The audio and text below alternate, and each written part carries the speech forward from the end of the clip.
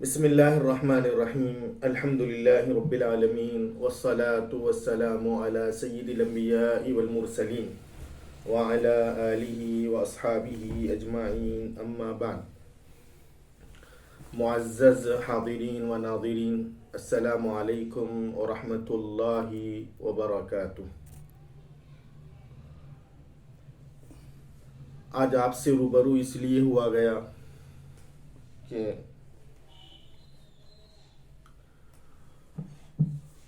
عرس مقدس کا موقع ہے، عرس شریف ہے. محسن دکن شیخ الاسلام والمسلمین عارف باللہ امام محمد انوار اللہ فاروقی رحمہ اللہ تعالی ورضی عنہ کا سالانہ عرس شریف کی محفل منعقد ہوتی ہے. عالم اسلام کی قدیم و عظیم اسلامی یونیورسٹی جامع نظامیہ میں بعد نماز عصر تلاوت قرآن مجید کا اہتمام ہوتا ہے، فاتحہ خوانی ہوتی ہے، چادر گل پیش کی جاتی ہے برمزار امام علیہ الرحمہ. بعد نماز مغرب جلسہ تقسیم اسناد و عطاء خلعت و انعامات کی تقسیم ہوتی ہے. تو اس ضمن میں فقیر پر تقصیر نے چاہا کہ عقیدت کا اظہار ہو، محبت کا اظہار ہو حضرت شیخ الاسلام والمسلمین علیہ الرحمۃ و رضوان کے لیے. اس خصوص میں فقیر نے جن کلمات کو لے کر گفتگو کرنا چاہا وہ یہ ہیں کہ حضرت شیخ الاسلام کی فکر، حضرت شیخ الاسلام کا اسلوب دعوت و تبلیغ دیگر مبلغین اور داعین سے کیسے ممتاز رہا، اس پر کچھ عرض کرنا چاہتا ہے. محترم سامعین، تمام ادیان میں اور تمام مذاہب میں اعتدال پر مبنی، اعتدال کی دعوت دینے والا، اعتدال کی طرف بلانے والا دین اسلام ہے. جیسا کہ اللہ سبحانہ و تعالیٰ کا ارشاد ہے، ان الدین عند اللہ الاسلام. دوسری جگہ اللہ سبحانہ و تعالیٰ کا ارشاد ہے وجعلناکم امتا وسطا، یعنی ہم کو اللہ سبحانہ و تعالیٰ نے امت وسط بنایا ہے، اعتدال والی قوم، اعتدال والی ملت بنایا ہے. اسلام کے اندر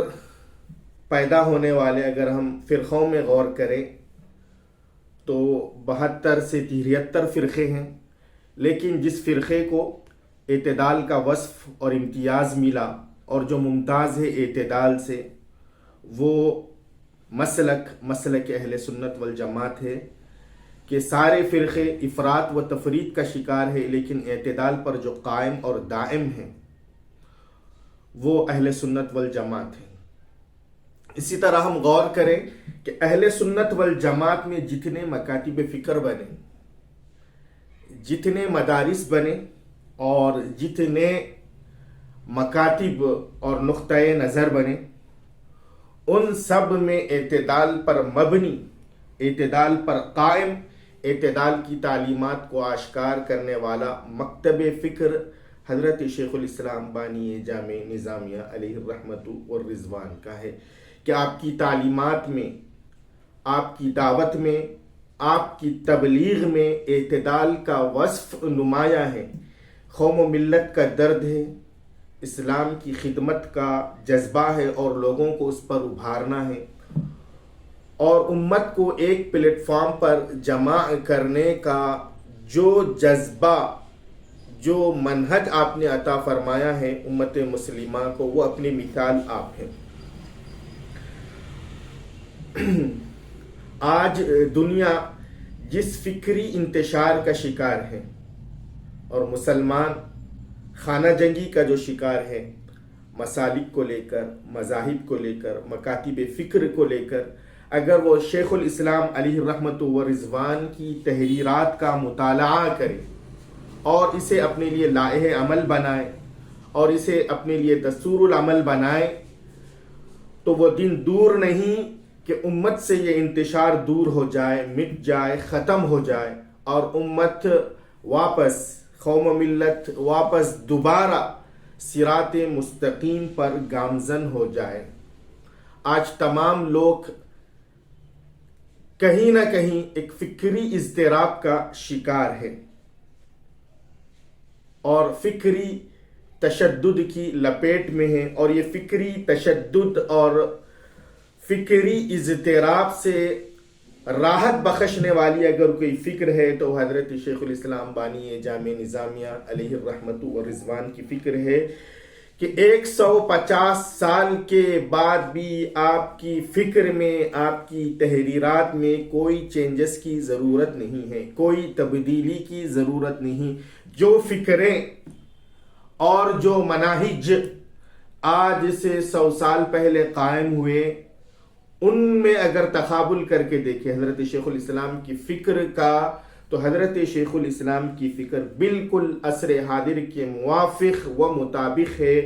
دنیا جس کے انتظار میں ہے، لوگ جس کے انتظار میں ہیں، مسلمان جس کے انتظار میں ہیں، وہ فکر حضرت شیخ الاسلام بانی جامع نظامیہ علیہ الرحمت والرضوان کی ہے، کیونکہ آپ کی فکر امن پر قائم ہے، آپ کی فکر سلامتی پر قائم ہے، آپ کی فکر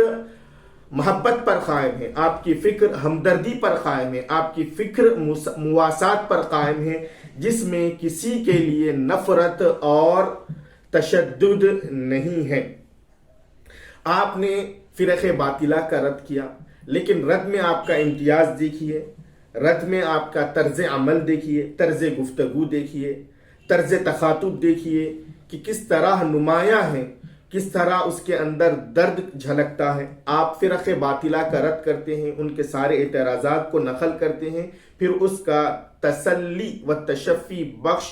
جواب دیتے ہیں، علمی انداز میں، عقلی انداز میں، ایسا جواب جو مسکت نہیں، مقنع ہوتا ہے۔ سامنے والا اگر اسے تعصب کی عینک نکال کر پڑھے، غور کرے، اس میں مطالعہ کرے اس کا، تو وہ خود حضرت شیخ الاسلام کی گفتگو کا قائل ہو جاتا ہے، آپ کے دلائل کا قائل ہوتا ہے۔ یہ آپ کا اسلوب ہے، یہ آپ کا طرز گفتگو ہے، اس میں کہیں اس کے اوپر آپ جو ہے ذاتی تنقید نہیں کرتے، اس کی ذات کو نشانہ نہیں بناتے، اسے کم حیثیت قرار نہیں دیتے ہیں، بلکہ اس کے اعتراضات کا علمی اور عقلی انداز میں جواب دیتے ہیں۔ اگر وہ تعصب کی عینک نکال کر اسے پڑھے تو وہ خود مسلک حق، مذہب حق، فکر حق کا قائل ہو جاتا ہے۔ حضرت علیہ رحمت و رضوان انوار احمدی کے اخیر میں آپ لکھتے ہیں، مگر ہمارے حضرات زیادتی کر کے ادنا احتمال پر کسی کو بھی وہابی کہہ دیتے ہیں، جو قطع نظر فتنہ و فساد کے شرعاً جائز بھی نہ ہوگا۔ تو آپ نے لوگوں کو مبالغہ کرنے سے اور ادنا تھوڑی تھوڑی سی بات کو پکڑ کر کسی کو بھی وہابی، بد مذہب، لا مذہب کہنے سے روک دیا ہے کہ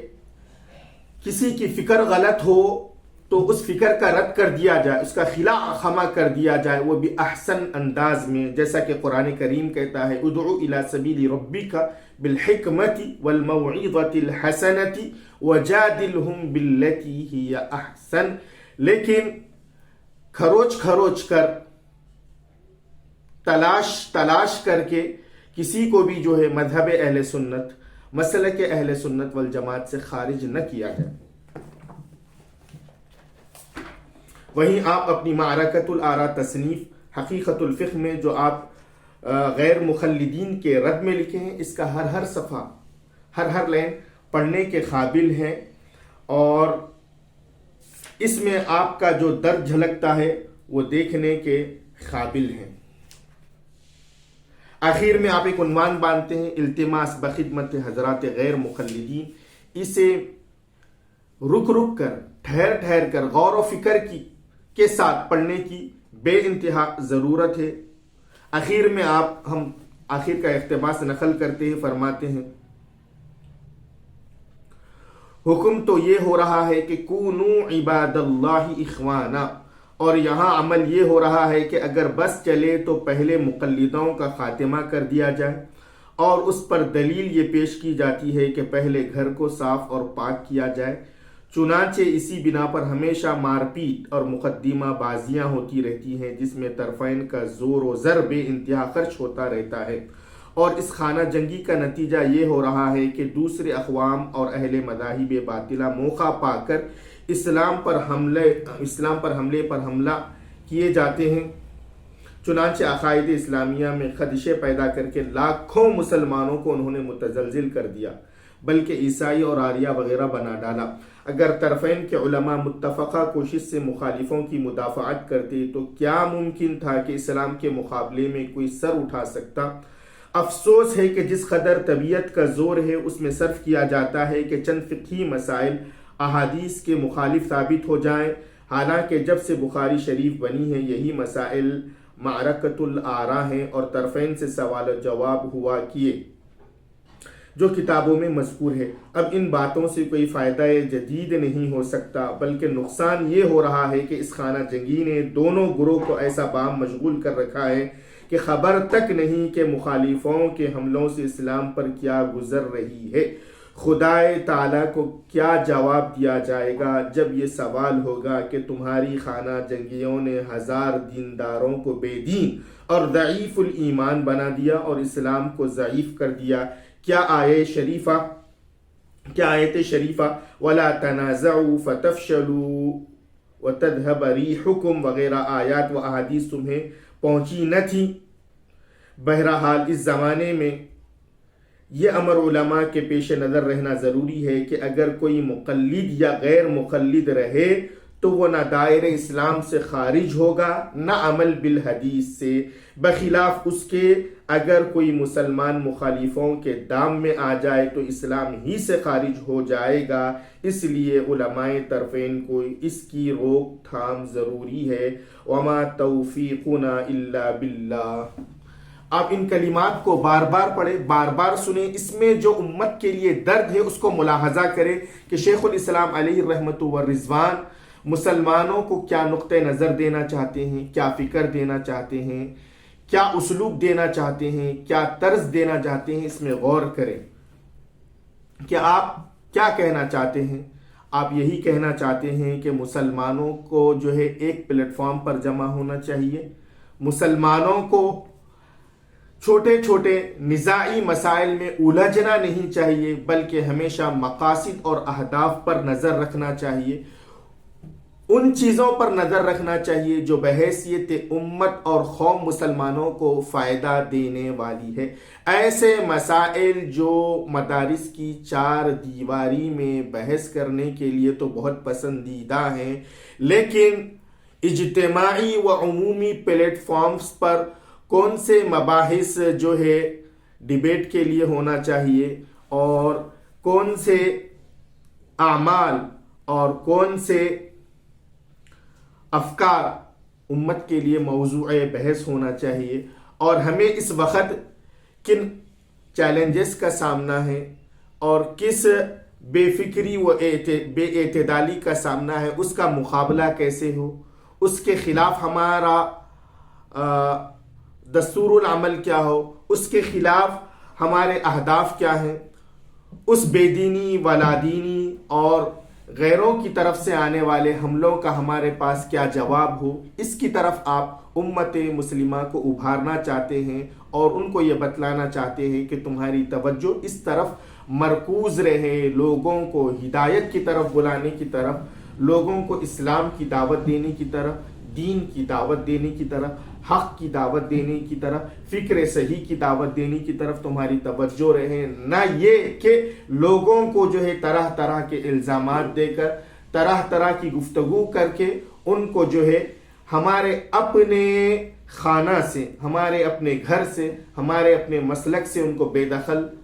کرتے رہیں، یہ آپ بتلانا چاہتے ہیں۔ اللہ سبحانہ و تعالی سے دعا ہے کہ اللہ سبحانہ و تعالی اسلام پر، ایمان پر ہم کو ثابت قدم رکھے، مسلک حق، مسلک اہل سنت والجماعت پر تا دم زیز ہم کو قائم و دائم رکھے، اور حضرت شیخ الاسلام کی تحریرات کے آئینے میں دعوت دینے کی، تبلیغ دینے کی، لوگوں کو حق کی طرف بلانے کی، فکر صحیح کی تعلیم دینے کی توفیق سدید عنایت فرمائے۔ وآخر دعوانا ان الحمد للہ